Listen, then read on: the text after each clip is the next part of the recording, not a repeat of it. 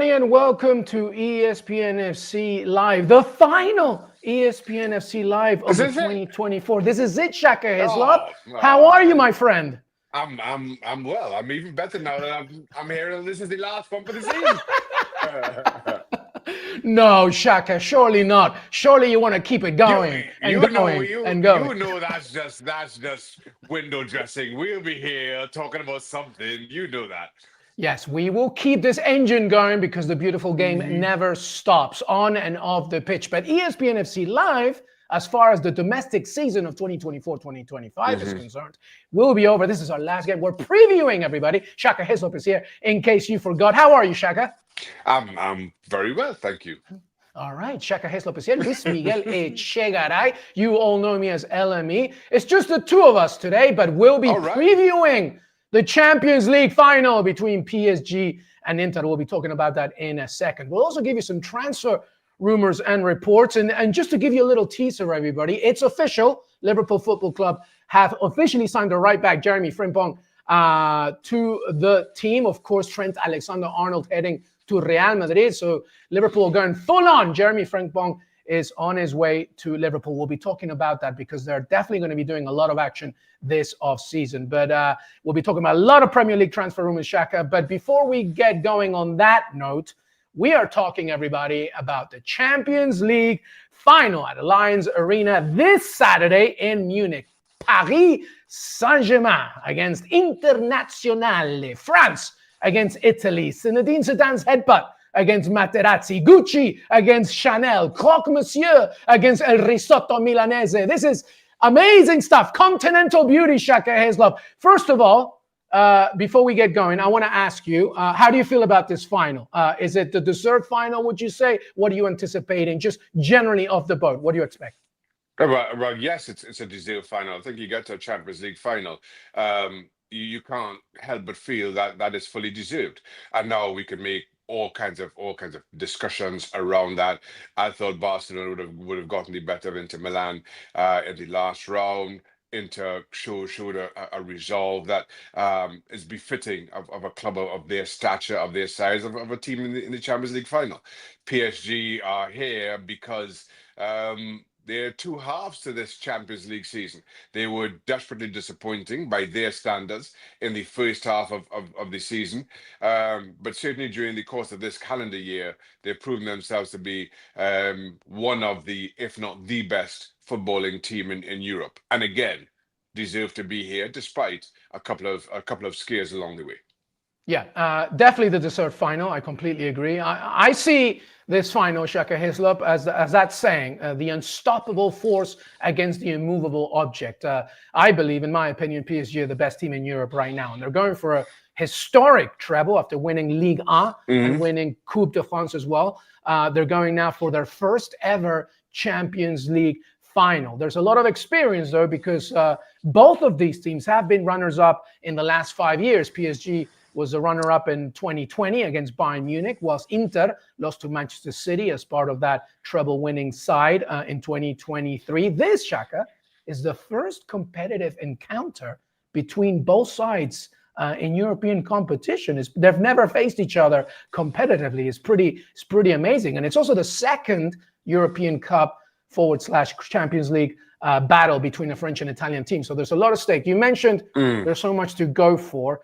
Let's begin here with the first question, I guess, because there's so much talent everywhere. I mean, we'll talk about Luis Enrique and Simone Inzaghi in a second, but there is just tremendous talent on both sides. Who, in your opinion, when you're thinking about these two teams, and you can go from one team and the other, I mean, we can begin with PSG if you want, or Inter, wherever you want to go, but who are the key players for both sides as we look ahead to this final on Saturday?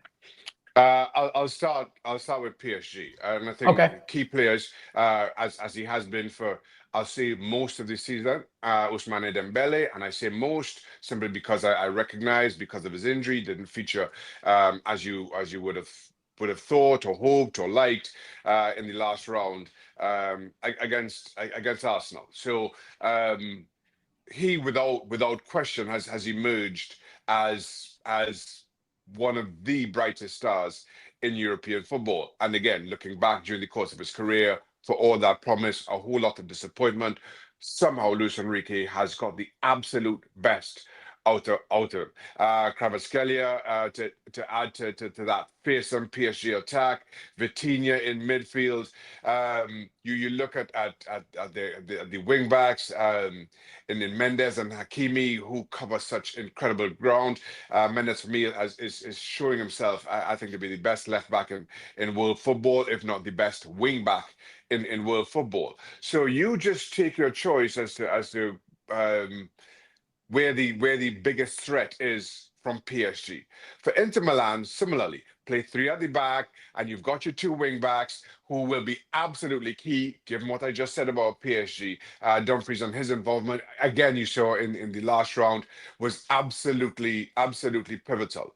Lautaro Martinez, one of the best strikers in European football, and just continues to get better.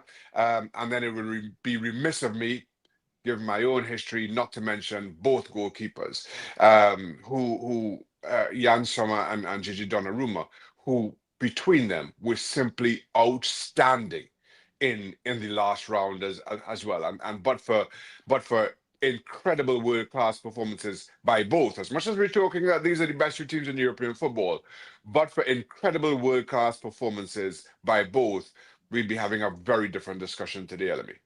Yeah, Gianluigi Donnarumma, obviously we know his tremendous athletic ability in the shot-stopping. Jan Sommer, Shaka Hislop, here's a stat for you per Opta. Based on quality of shots, Sommer has prevented more goals than any other goalkeeper in the competition this season. There's a reason why Inter kept 8 clean sheets, the most in the competition, and only conceded 11. So as much as we talk about Lautaro Martinez, who, by the way, is looking to make history as the only Inter player to score 10 goals in a European campaign. And you mentioned, of course, Denzel Dumfries. I'll tell you a funny story about him in a second. But Jan Sommer, and defensively speaking, Inter, this is really the solidity of their foundation in the 3-5-2 under Inzaghi.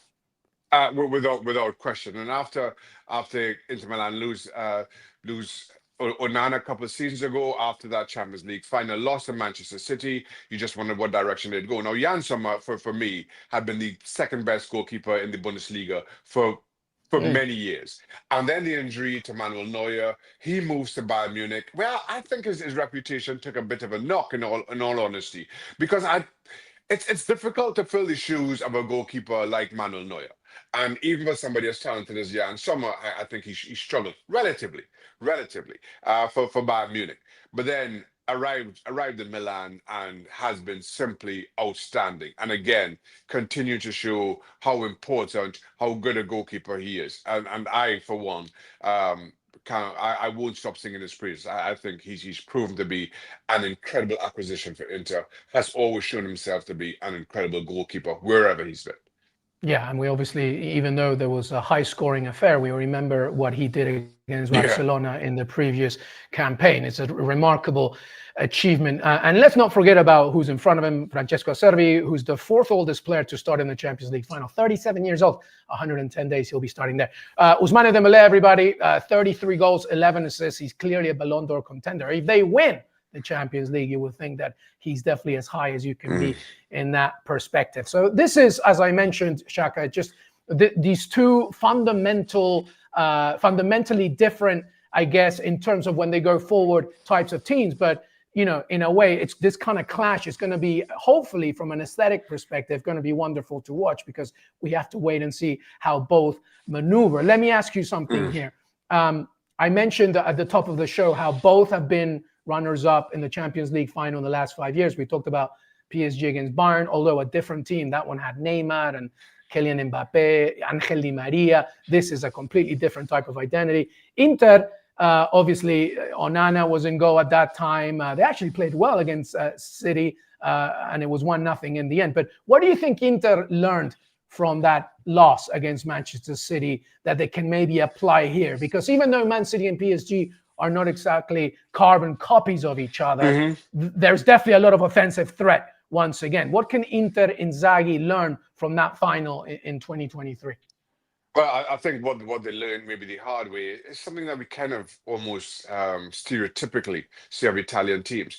In a final of few chances, it comes down to one moment, and oftentimes at this level, it's just down to that one moment of brilliance, one moment of switching off, of complacency can make all the difference. Now, ordinarily, we'll never curl such an accusation at Italian teams. They pride themselves on being present, on being counted for all of 90 or 95 minutes, whatever it takes. Just look at the last round to say to show exactly that.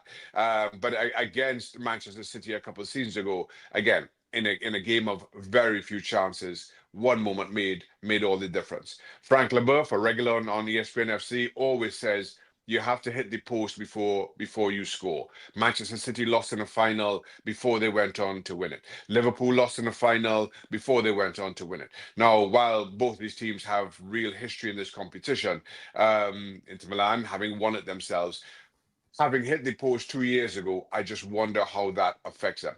And to your point, LME, while you could probably say the same thing about PSG hitting that post in inverted commas 5 years ago, this, as you mentioned, is a very different PSG.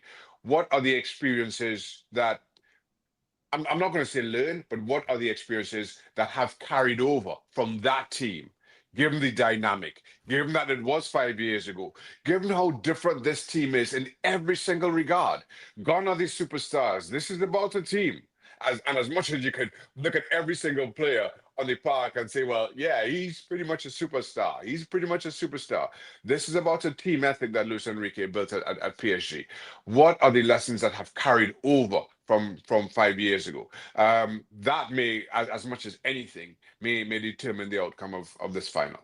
Yeah, and not forgetting, of course, that it was Luis Enrique who 10 years ago won this title of treble with Barcelona, funnily enough, against an Italian team as well. But Simone Inzaghi doing his presser right now and completely echoing your points here, Shaka. The Italian saying, we need to face Paris knowing there will be moments in which we're going to suffer. Like we know what's coming. We know how we need to deal with. And in my opinion, Shaka, I'm going to talk about Luis Enrique in a second, but in my opinion, to me, when we're talking about the best managers in the game, Simone Inzaghi is the most underrated manager in the European game.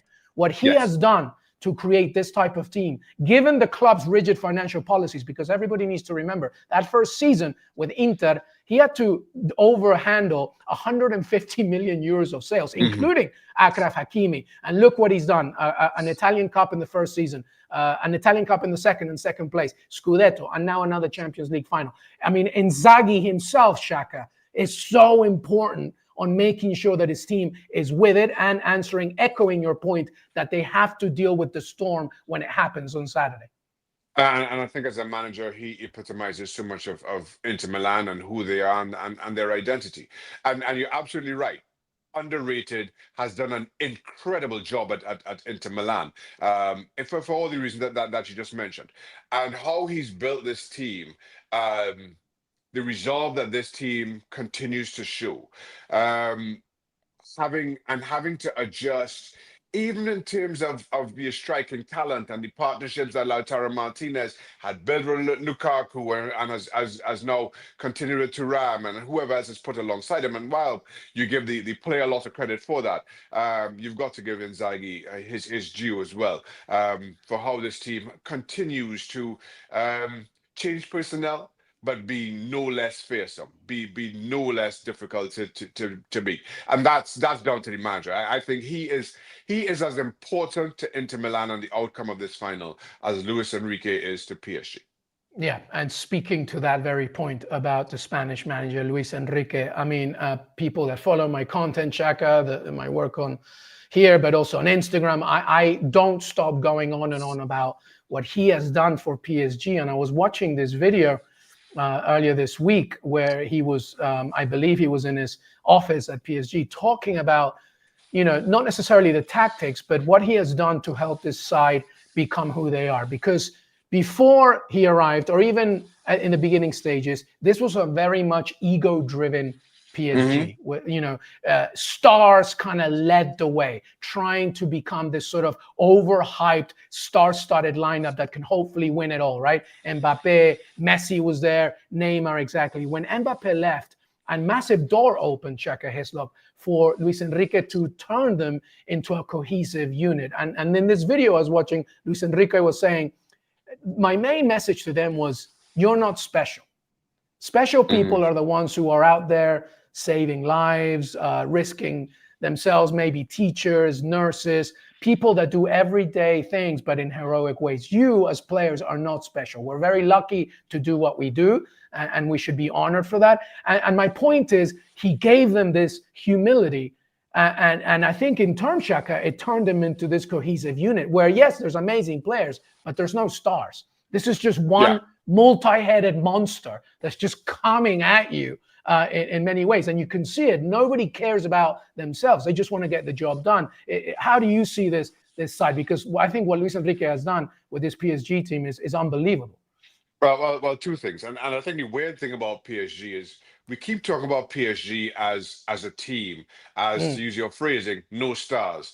But then you look at a team sheet and every single player is just out. You can make arguments that they're the best in their position in the world, or very close you mentioned to it. Nuno Mendes. You mentioned Nuno Mendes. Hakimi, to me, is the best right back in the world. Of course, There's a strange dynamic about PSG. You've got these incredible individuals, and yet still, when you think of PSG, you think no stars, they're a team, which is just kind of, I am with you totally on that, because I do the same exact thing. Secondly, and more important in terms of Luis Enrique, now you're right to point out how PSG went about their business for quite some time, and despite the final in 2020, the failures that have kind of littered that history, and now in years gone by, I said, listen, the PSG's issue is not about personnel; it's about the culture of the football club, a culture that the ownership kind of oversaw and allowed to fester. And culture is a difficult thing to break. And while you may change players, the culture of the football club may very well remain the same. And I thought that would be PSG's story for at least the foreseeable future. Then Luis Enrique gets rid of the superstars. I use that phrasing loosely. I know there's all kinds of different stories behind the departures of Neymar, Messi, and then finally Kylian Mbappe. And it seems as though the culture has entirely changed. So for years I was saying changing the culture, you almost have to change the ownership, which is not going to happen at PSG to change its culture. Luis Enrique comes in and does exactly that. So give him his credit. Again, I'm not. There are Fortune 500 companies that are highly compensate anybody who is able to do it with their company what Luis Enrique has been able to do with PSG in the last 12 to 24 months. So we have to give him his credit for that alone. Yeah. I mean, I just, and Luis Campos, the sporting director as well, they have a good relationship. And, it's not easy to go into a franchise like Paris Saint-Germain and completely change the mentality. And now this is the biggest game of the club's history at this point, knowing full well they can do it. So we want to save some time for transfer news. So we obviously know, you know, how important the fullbacks are going to be. We know about the systems. We know about the defensive solidity of Inter, but also at the same time being flexible offensively as well. So, let's get straight into the predictions here. Here's a nice stat for you, by the way. Every European Cup final in Munich so far has resulted in a first-time winner. So, so when you're going for the first time you're trying to win the Champions League or the European Cup, if it's your first time going for it, it's looking good. So it's a good omen for PSG. I don't know what that says about anything else, but we'll have to see. But before I ask you for your predictions here, Shaka, Inter are unbeaten in their last 4 games against French opponents in Europe. But, this is PSG. This is a different type of animal. What do you expect, my friend, your prediction for Saturday as PSG faces Internazionale? I think again it'll be a final for the ages, given these two. My concern from an Inter Milan perspective is against an equally fearsome but not as fluid attack in Barcelona. They conceded three in 90 minutes. I see PSG scoring, maybe not three.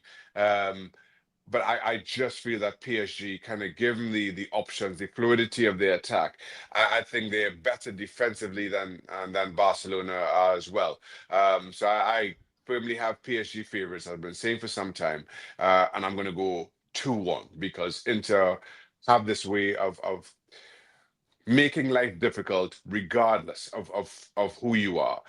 They'll make it difficult, but PSG just get over the line. As I said, 2-1 is my predicted scoreline. Yeah, I'm in complete agreement. I also think it's a PSG win. I think Inter are going to make it very hard, and I wouldn't be surprised if there's a shocker here. But this is PSG's moment. This is it. This is the time now.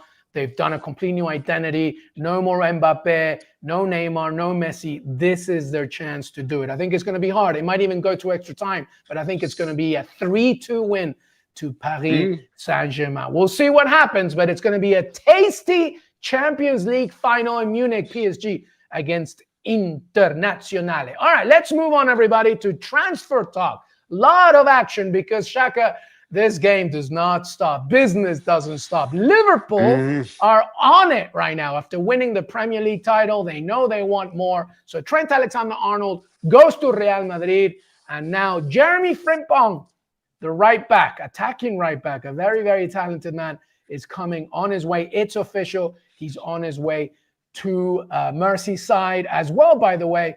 I'll just include of other, initial interest as well from Liverpool. They won as well Milos Kerkez from Bournemouth. There's an interest there to maybe become the replacement for Andy Robertson. Wirtz as well, reportedly, there's going to be an offer for him.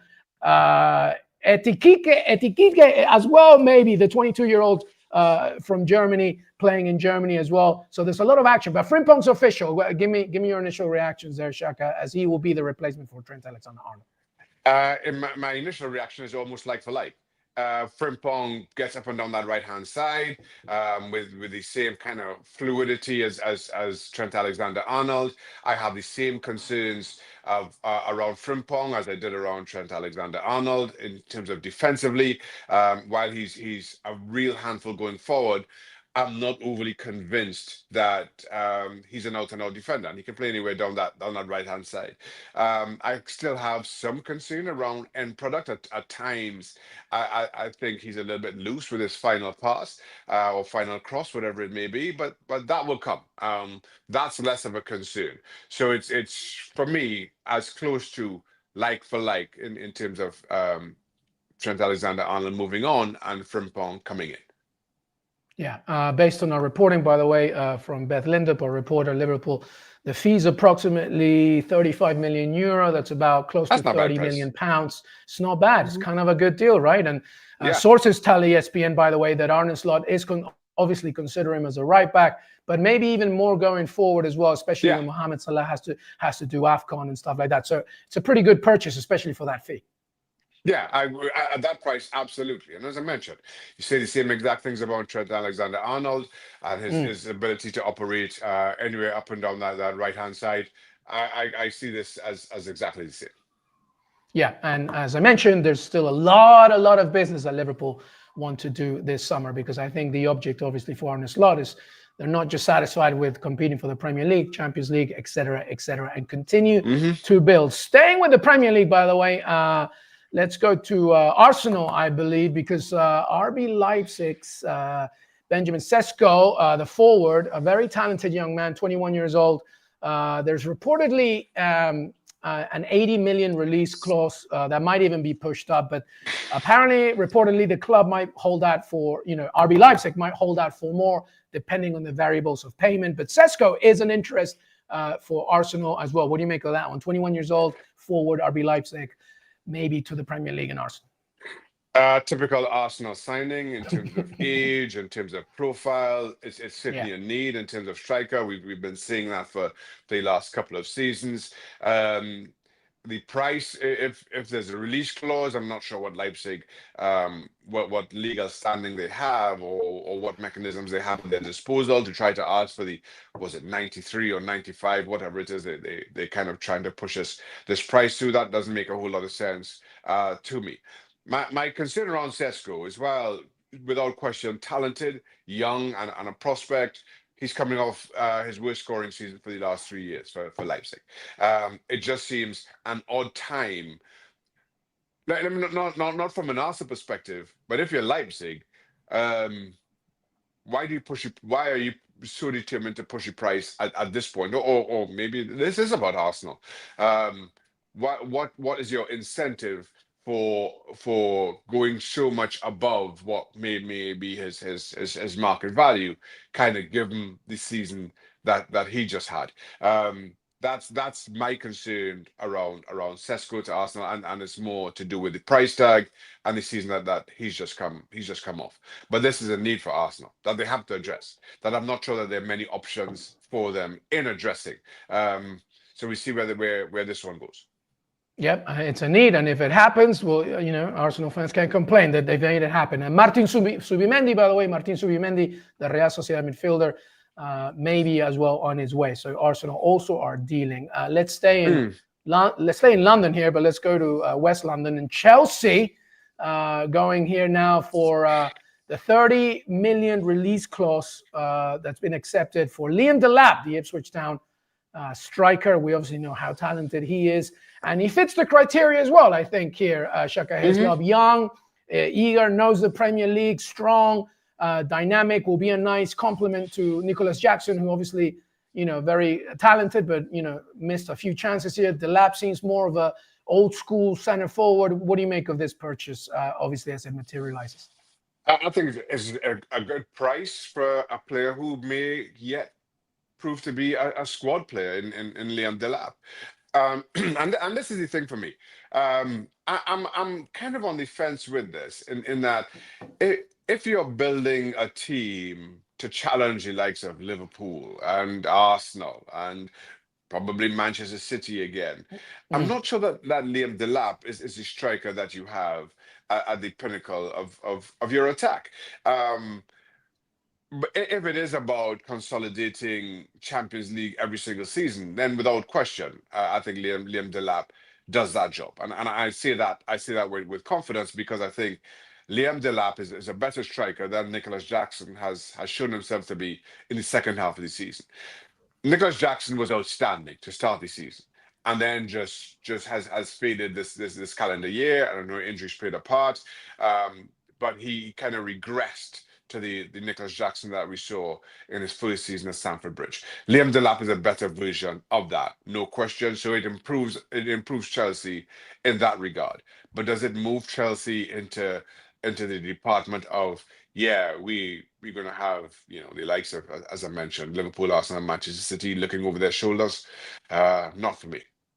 Yeah, not to mention, by the way, that we're talking about a Chelsea side who, by average starting 11, the youngest team in Premier League history. There's a lot that they have to deal with now, with Enzo Maresca now having Champions League football. So this is a very big,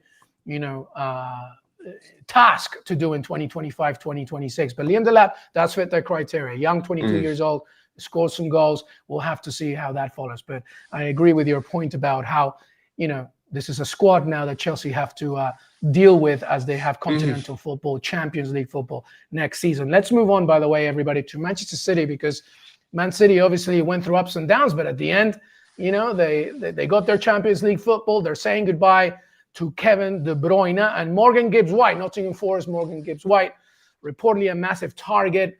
Now, reports, actually it's not even reports, but real sources are saying now that, obviously, that in order to replace Kevin De Bruyne, you don't do it just with one player. You do it with a few. And obviously Morgan Gibbs-White, nobody can really replace what De Bruyne has given to Manchester City. Morgan Gibbs-White does fit a lot of the characteristics, but we'll have to wait and see. What do you make of this acquisition, if indeed it happens? And Morgan Gibbs-White, who obviously wants to be part of Thomas Tuchel's England side for the World Cup as well. But what do you make of this acquisition, if it happens, Gibbs-White to Manchester City? I think Gibbs-White is an incredible footballer. and I like it. I like it as a signing. That being said,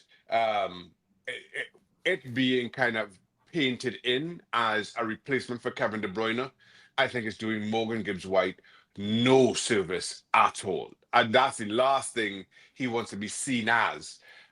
He's not, and he more than anybody does not want to see himself painted in as that player, as the player that's brought in to replace Kevin De Bruyne.